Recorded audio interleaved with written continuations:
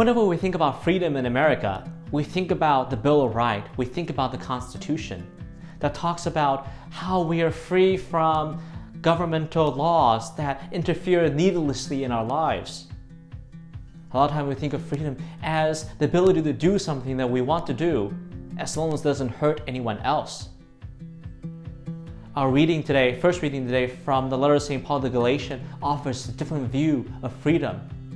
A freedom that is not driven by outside forces, but a freedom that comes from their heart, comes from the deepest longing.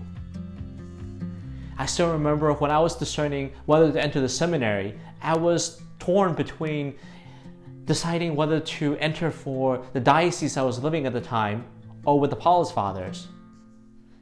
And the vocation director of the diocese at the time, noting how often that I talk about the Paulist with him, said to me, "Why don't you go and take a year with them? And if it doesn't work out, come back and I would take you as a seminarian for the diocese."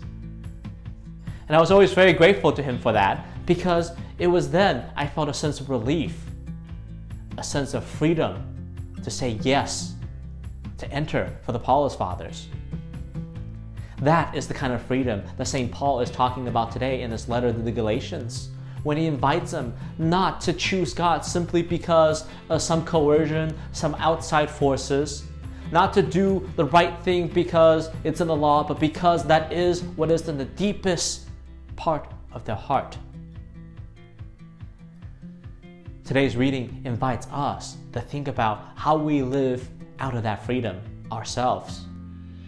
It invites us to think about how we can put aside whatever might get in the way of that true freedom, and to let that freedom permeate each and every single decision that we make. Let it permeate into each and every single part of our Christian life.